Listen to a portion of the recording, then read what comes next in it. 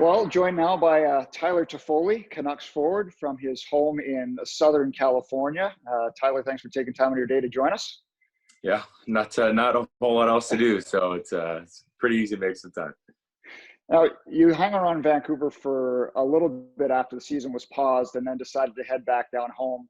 It's pretty close to a full day drive, and you guys did it in one sitting. How did that work out for you? Yeah, it was good. I mean, obviously it was long, but my wife started the drive. We got over the border, and then we stopped for gas like an hour in, and I took over until it got dark out. So it was kind of nice. She took a couple different naps, and it was kind of fun because I got to see different parts of the cities and different towns. So it was a good little cruise. What was it, about 22, 23 hours when all was said and No, I done? mean, well, there was no traffic, obviously, so I think it ended up taking us just 19, maybe 19 and a half, so it was smooth sailing. Toffoli's cannonball run. Good timing. Exactly. So what does a typical day in the life of Tyler Toffoli look like right now? Right now, well, it's definitely. I haven't been setting my alarm to wake up, so every morning is kind of different. Some days I wake up early, and some days I don't. But usually starts with me going upstairs, having an espresso, and throwing the TV on, and then I got a little makeshift gym downstairs in the basement. So I got a Peloton down there, and I ordered a couple gym things, a set of weights, kettlebell, weight vests, so little things like that. So I'm just trying to stay consistent with working out and staying motivated enough during these times, not knowing especially if the season's going to start up again. So it's kind of tough finding that sort of routine.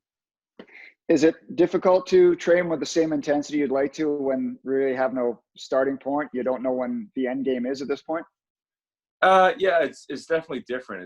It's one of those things where I've always not necessarily needed a partner to work out with, but I've definitely I have better workouts when I'm training with other guys, and I think it's just like the competitiveness in me, where if I see somebody else, doing more than me, I want to, try and be better. You have to start FaceTiming friends for the workouts. Exactly. So your former teammate, Drew Doughty, said the other day he doesn't see this season resuming. I mean, everybody wants to be optimistic, but where are you at this point with just where the world is at and what it would take to try to finish a regular season and even think about playoffs? Honestly, it's one of those things where I'm just trying to stay in the loop as much as I can with all the phone calls and just listening to what everybody has to say, because I don't think anybody really knows, and there's no real idea. So I don't have an opinion on if it's going to start up again or if it's not. I think that we can't just go into playoffs if that is the case of playing again. I think there has to be some sort of exhibition games and a little training camp. So whatever happens, I'm just here and trying to stay in the loop with all of these phone calls. Now, I asked some of the Twitter followers for questions, and we'll get to those in a second. But the main theme of all of them was don't ask him, beg him to come back to Vancouver. You made a really good impression, obviously, with the fans of this team in the short time you were in Vancouver. What were your impressions of your time with the Canucks and the city?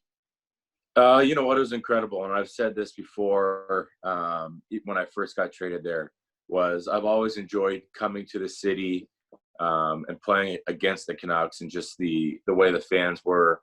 Obviously, at that time, it was nice to make the arena as quiet as possible. So when I got traded there and scoring some goals and being able to make some plays and being able to hear the fans and how loud they get, in the good way, definitely was a really good experience. And just the city in general, I know myself, I've always enjoyed, walking around and going to the restaurants the night before games. And then for my wife, I know she really enjoyed it. She got the opportunity to walk around and do those things for the short period that she was there, and she definitely enjoyed it as well.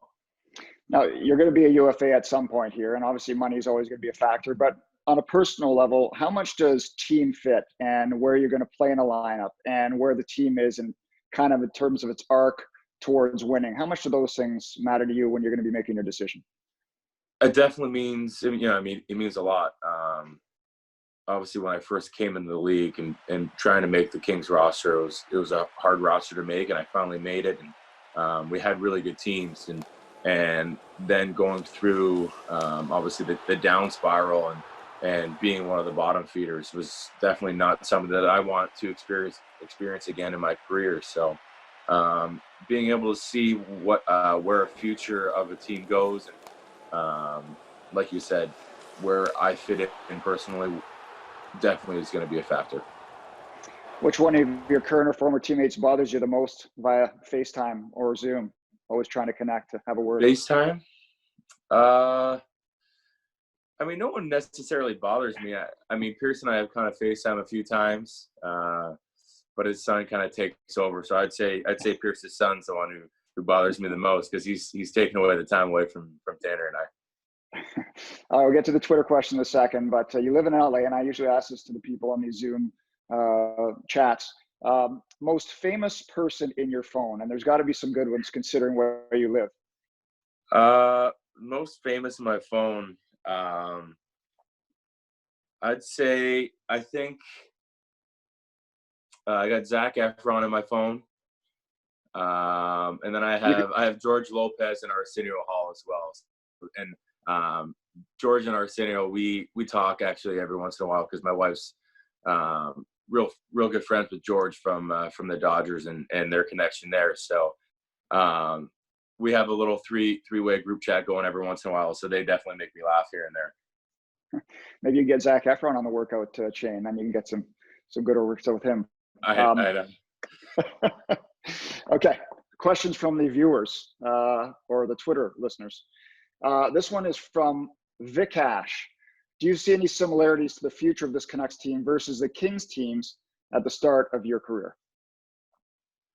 I do and I don't. I think just the way the NHL has gone from when I first came into the league, with LA, I feel like we just worked so much harder than everybody, and it was one of those things where you came, especially when you came into Staples Center, you could tell that the star players and other teams didn't want to play.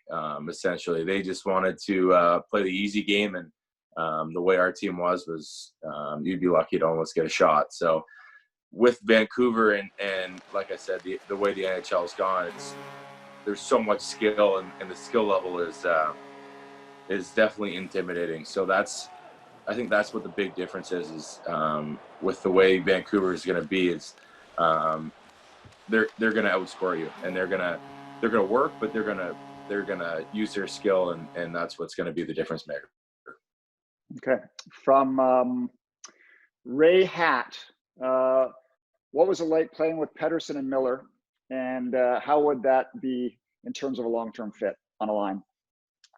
So when I first got traded, I came in, and when I met Greener, first off, he said, he's glad that he had me on his team, and all that. And he said, he wants me to play my game, and he's going to start me with Petey and Millsy. And obviously getting traded to Vancouver, I figured I'd be, playing with either them or Bo and Tanner. And when I found out that Brock was going to be out, I had a better idea. So being able to play with them was incredible. JT had such a good year, and it was good to see him finally kind of, blow up and have the year that he had, because he came into the American League the same year I did, I think. And when we would play against him, I always thought he was a really good player. And, like I said, I'm glad for him, and he really had a great year. And with Petey, everybody knows the skill that he has and the talent and the plays that he can make. And just talking about that last game in general, his pass to me, cross ice, basically for an empty net goal, those are things that only certain players in the league can make, and Petey can make all of them. That was the Islanders game, the cross seam. Yeah. Okay. which Canuck bothered you the most back in the Kings-Nucks rivalry? This is from Icon. I would say probably Tanny. Not necessarily because he was like, super physical, but just, I mean, the way that I play is I like to get a lot of shots, and when I'm shooting the puck, I'm feeling better. Whereas playing against Tanny, he just blocks everything. He gets in the way. He takes the space away from you. So he definitely didn't let me get into the rhythm of a lot of the games that I played against Vancouver. Okay, a couple more here. This is from Scar Bacon, one of my followers. Would you be willing to live in a hotel and get tested every day to finish out the season? Isolation. Yeah, I think so. I mean, it's definitely one of those things where it's a difficult situation. So as long as we're all feeling safe, and that's what's gonna make sure that we're all safe and healthy, then I would have no problem with that. So that's definitely something that I would think about, and could be an option for sure. Which Canuck player is the best right now at chirping the other team? Chirping the other team.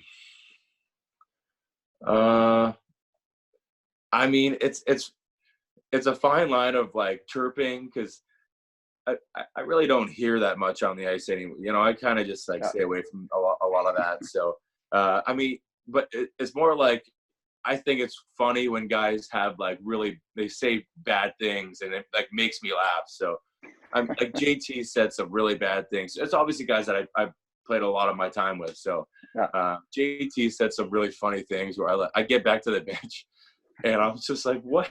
Like, what did you even say? Like that just didn't even make sense, because a lot of the time you're so wound up and you're so excited, you don't even know what's going on. And JT, I think it was the Islander game, or maybe the Columbus game, where it wasn't even one of the players, it was the ref.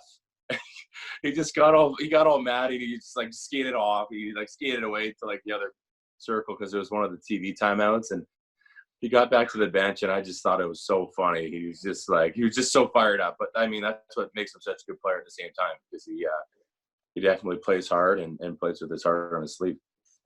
All right. Favorite athlete growing up, any sport? Favorite athlete growing up. I didn't really have one necessarily, but just growing up in Toronto, watching the Leafs. There are a few of the players on like Sundin, obviously. I'd say, I mean, I'd get just multiple players on the Leafs, because I'd go watch them, and my dad's a huge Leafs fan, so it kind of trickled down in the family. Now you're a baseball guy, though. Dodgers fan. A little bit, yeah. Okay. Finally, understand there's a birthday in the household today? There is. Let me see if she's down here with me. I'll be 1 sec. Hey, Kat, is Dodger down here? All right, she got all dressed up. Now this is the content that people it's the want. Birthday girl here. Yeah. We Good job, Dodger. Yeah. Are you baking a dog? Yeah. You're gonna have a doggy cake?